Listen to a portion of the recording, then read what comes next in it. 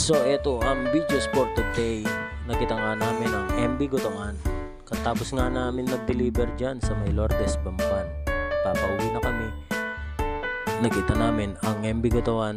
Nag-try nga kaming kumain dyan. Try nyo kumain dito sa MB Gotoan.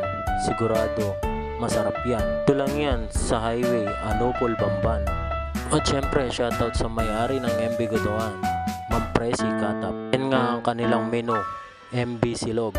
Napakamura, siguradong pipiliin mo kahit anong gusto mo. Wala nga silang available na pares, kaya lechon kawali na lang ang aming in-order. Ayan. At ayan, ang in-order nating lechon kawali with garlic rice. May kasama pang sabaw na pares. Sabaw na lang yan, wala nang kasamang laman. Wala kasi silang available na baka, kaya lechon kawali na lang ang in-order. Kaya kung gusto nyo kumain dito sa MB Gotoan, dito lang yan sa highway sa Anupol, Bamban. So ayun, sulit na sulit ang pagkain mo dito sa MB Gotoan. Mabubusog ka na, masarap pa. Kaya ano pang hinihintay nyo? Tara na, magpunta na dito sa MB Gotoan. Naman, ngayon din.